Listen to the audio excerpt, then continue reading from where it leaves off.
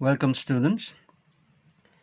We are doing periodic table chapter 5, and until now through our previous classes we have learned the history behind the development of periodic table from the time of Dobrynius till the time of Henry Moseley, and we have seen different videos of all these great physicists or scientists who have contributed in the development of modern day periodic table. Until now we have learned about Dobrynius trade, Newland's law of octaves, Mendelic periodic table, and the modern periodic table, which was the contribution of Henry Moseley, an English physicist. In our today's class we are going to revise it and do a depth analysis of modern periodic table, its group periods with some examples, and the important corrections which Henry Moseley put forward to avoid some of the drawbacks of old periodic tables such as Mendeleev periodic table. So we are going to now straight away start our modern periodic table and see the basic framework of that modern periodic table. Henry Moseley, he was doing his experiment with cathode tubes, and he found out with numerous experiments, after completing his numerous experiments, he found out that the fundamental properties of all the elements depended on one single factor, and that was atomic number. So he concluded that atomic number is the main factor or reason to give any particular element its specific fundamental properties, and therefore he concluded that instead of atomic mass, the fundamental property of elements are due to the virtue of its atomic number. And we all know what is atomic number. Atomic number is the positive charge present in the nucleus of an atom, and the number of positive charge is always equal to number of electrons in a neutral atom. So we can say that atomic number is either the number of protons or either the number of electrons, but it is always better to write atomic number in terms of number of positive charges, because this positive charge remains constant for every element. Hence Henry Moseley concluded that the fundamental property of element is due to its atomic number and not atomic mass, and he also formulated a modern periodic law based on this. According to that, we have now modern periodic law, and the law says that physical and chemical properties of elements are a periodic function of their atomic numbers. And based on this modern periodic law, elements are arranged in a periodic table in the increasing order of atomic numbers. Remember, the elements in modern periodic table are arranged in the increasing order of their atomic numbers and not their atomic masses, which was done by earlier physicists or chemists. This was the major correction done by Henry Moseley to form a periodic table. This solved the drawback of Mendeleev periodic table, such as the position of isotopes. Say suppose carbon exists in two isotopic forms. That means isotopes, we all know isotopes are those atoms of element having same atomic number but different masses. And according to Mendeleev's periodic table, carbon isotopes, they should be placed in two different positions, and two different positions places means they have different characteristic properties. But now we know that the characteristic or the fundamental property of element is due to atomic number. So the isotopes of carbon both have same atomic number, They have different atomic masses, but they both have same atomic number. Therefore, their fundamental properties are all same. Hence, both the isotopes can be accommodated in one particular place. They don't need to be placed in two separate places. Hence, this drawback of the position of isotopes, which was there in Mendeleev periodic table, was also rectified. Another drawback, like position of anomalous pairs such as argon, argon and potassium, these their positions were not accurate in the Mendeleev periodic table. One having a higher atomic mass were placed later in the periodic table, the other having lower mass were placed earlier in the periodic table, so which was not satisfactory, and this was also rectified by Henry Moseley's proposal of atomic number. So now these elements fall in the correct order according to the increasing atomic number. In our previous class or assignment, I had asked one question, that was, what was the basis of modern periodic table? What will be the answer, boys? The answer is very simple. The modern periodic table was based on atomic number. It was based on atomic number. Why it was based on atomic number? Because Henry Moseley proved that atomic number is the better fundamental property of elements compared to atomic masses. I brought this answer to you because some of you have written one whole paragraph or copied one whole paragraph from the book, which you don't need to. You just need to write the precise answer for this type of questions. Another question which was there in your earlier assignment was, what is the cause of periodicity? So what will be the answer? The cause of periodicity is the repetition or recurrence of similar electronic configuration. So the cause of periodicity is recurrence or repetition of similar electronic configuration at a regular interval of time. For example, if we take sodium, potassium, rubidium, they all have similar electronic configuration, and the similar electronic configuration is they all have one valence cell at the end. Hence, since all of them are having one valence electron, therefore they all have similar properties. Hence, they are grouped or placed in one particular group to show that they all have similar properties. So this recurrence of similar electronic configuration is the cause of periodicity. Now I hope you all know what do we mean by electronic configuration. Electronic configuration means the arrangement of electrons in orbit of atom. So I hope now I have made clear about these two questions. Now we also learned about groups and periods in our previous class. Let us revise it or form our understanding over here. Now what are groups? Groups are vertical columns. So these are vertical columns over here. And how many vertical columns do we have in modern periodic table? We have 18 vertical columns. All these 18 vertical columns are called groups in our modern periodic table. So there are how many groups in our modern periodic table? There are 18 groups in our modern periodic table. And we can write both the notations, the earlier form of notation or the new modern form of notation. The modern form of notation is we write numerical numbers to represent groups like 1, 2, 3, 4, 5, 6 till 18.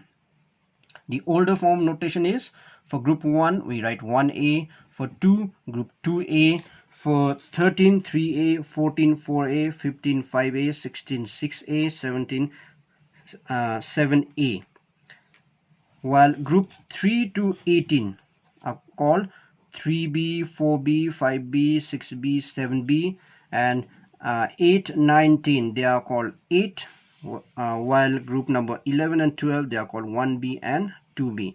And the 18 group is known as 0 group in the modern period, in the older notation.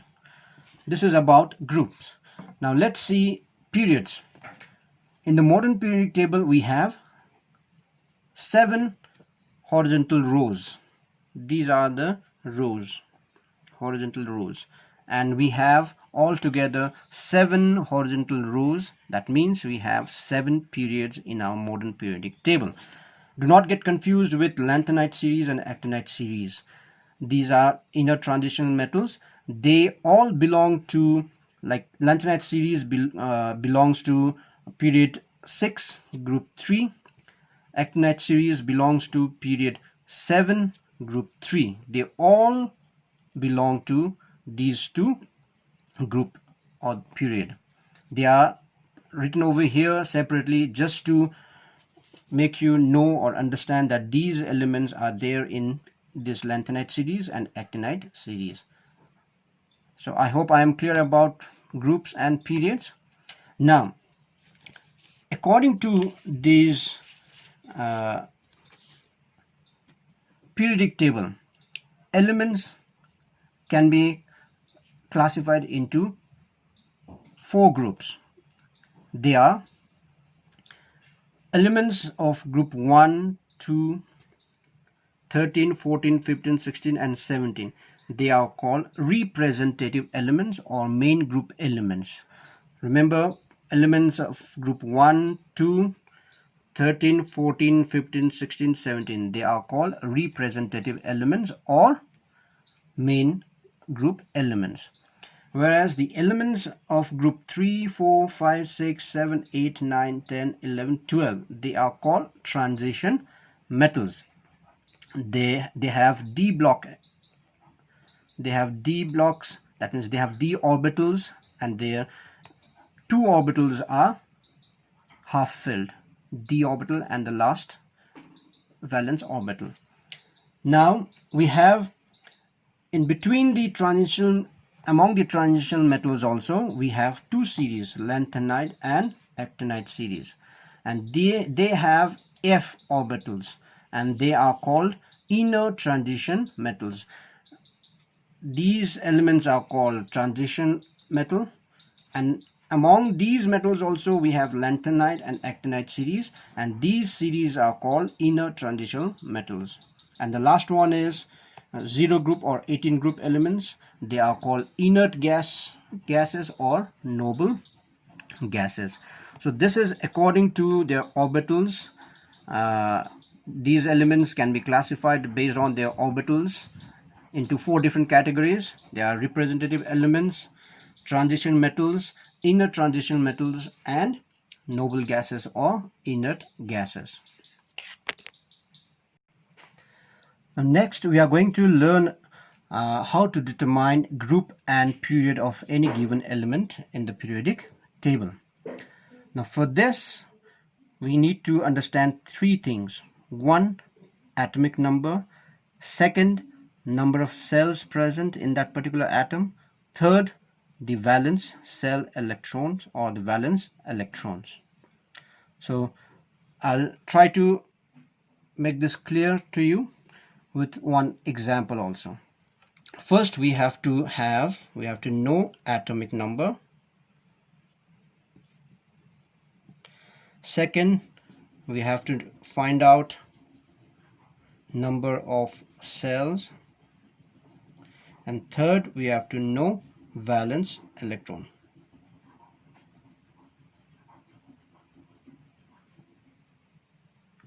Valence electrons.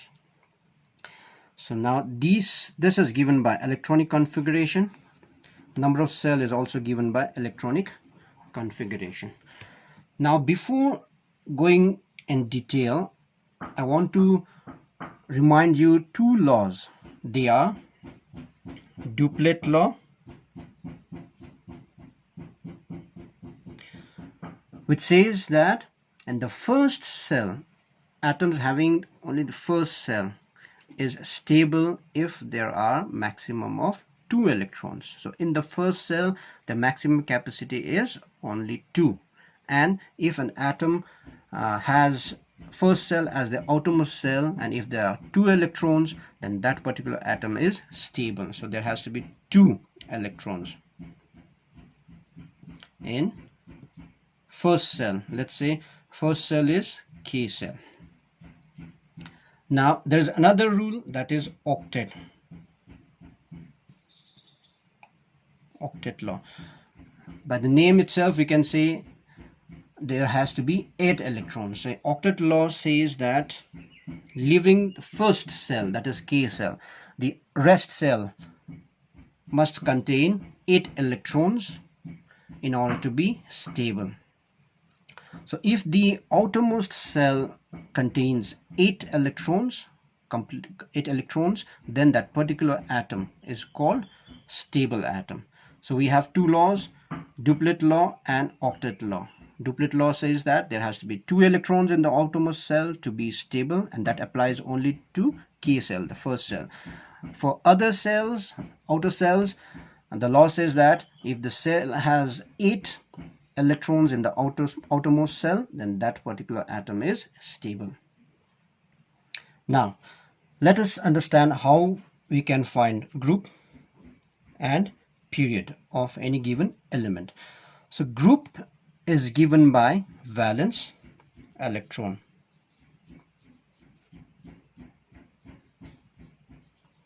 That is, whatever number of valence electrons are present in the outermost cell of any given element or atom, that number of valence cell will determine which group will that element belong to. Now we have very simple rule for this. We will be representing the main group elements, representative elements, and the inert gases with the help of this valence electrons.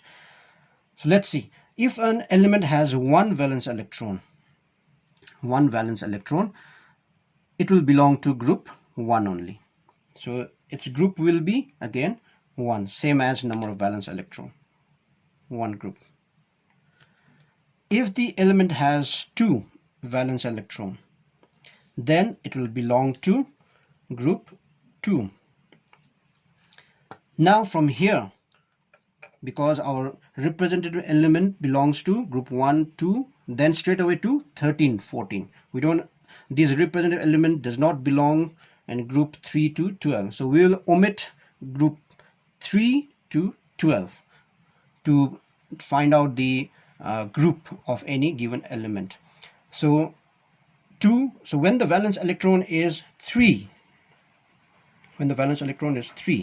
so it will belong to group number 13. You just write 3, remember 3, just add 1 in front of it. So the element having a valence electron 3 will belong to group 13. In the same way, element having valence electron 4 will belong to 14. 5 will belong to 15. With 6, valence electron will belong to 16. With 7 valence electron, it will belong to 17. And with 8 valence electron, now I told you in the beginning only octet law, with 8 valence electron the atom will be stable. So we reach the stable element group, and that is group 18, which is noble gas or inert gases. I hope I am clear about groups. With valence electron 1 and 2, group number will be 1, 2 respectively. For valence electrons 3 to 17, group numbers will be same as valence electron, but we have to add 10. That means 3, 13, 4, 14, 5, 15, 6, 16, 7, 17, 8, 18. This is all about group. Now let's move to period. Now if an element have, or atom of an element have only one first cell, it will belong to first period. If an atom of an element has 2 cells, it will belong to second period. 3 cells, third period. 4 cells fourth period, 5 cells fifth period, 6 cells sixth period, 7 cells seventh period. That means here the number of cells will determine the position of period or position of the element in the period. So number of cells will determine period, number of valence electron will determine group. I hope I am very clear about this. Let us try this with some examples. Let's see over here. So I have already done some examples over here. There are some elements for which we have to find the groups and period. Let's see this one, 50p. Now the atomic number of p, this is phosphorus, is 15. So let's write the electronic configuration of phosphorus. So 15, let us write the electronic configuration. First cell 2, second cell 8, this is stable. So 2 plus 8 is 10. Now we are left with 5 electrons. So 5. So what is the number of valence electron over here? Is 5. So this 5 means it is 5 plus 10, 15. So phosphorus belongs to which group? 15 group. Now let's find the period. How many cells are there? 3. 1, 2, 3. So it will belong to third period. Let's find out for this argon. Argon atomic number 18. So let's write the electronic configuration. 2, 8. This is 10. Now we are left with 8. So 8 will be in the outermost cell. Now this is according to octet. This valence 8 electron makes this atom, argon atom, very stable. That's why this atom belongs to noble gas or inert gas group. So what is the group number? 8 means 8 plus 10, 18. How many number of cells? 3. So it belongs to period 3. And this way we can easily find the group number as well as period number of any given elements. Let's see, we have an element X, any element. We don't know which element is this, and its atomic number is, say, suppose 16. So in order to find its group and period, we have to write its electronic configuration. It is 2, 8, 6. So the valence electron is 6. So 6 plus 10 will be 16. That means it belongs to group 16. And period is number of cell 3. So it belongs to third period. So in this way, we can write the group and period of any given element. And finding groups and periods of any given element is very, very important as far as your board exams are concerned. This will come in ICSE exams also. So I hope I'm very clear about this. So please learn this, practice this. If you understand it, it is not a very difficult thing to do. It is very, very easy. I hope I am very clear about this particular topic. Periods, groups, periodicity, the basis of modern periodic table, the classification of elements according to their orbitals, S, P, D, F. Those are representative elements. For example, representative elements: lithium, beryllium, boron, carbon, nitrogen, oxygen, fluorine. These are all representative elements, main group elements. Transitional elements, the d orbital groups: chromium, manganese, iron, cobalt, nickel, copper, zinc, etc. Inner transitional elements: lanthanides and actinide series. And finally, fourth group is inert gases or noble gases, such as helium, neon, argon, krypton, xenon, radon. I want you to learn all the elements if you can, but according to your syllabus, you have to know the elements having atomic number 20, up to elements having atomic number 20, that is calcium. So you have to learn the atomic numbers, their position in the periodic table, such as groups or periods, up to calcium. That is a must according to your syllabus. More you can learn, the better it will be for you. So this much for today. Thank you, boys. Stay safe and do all things well.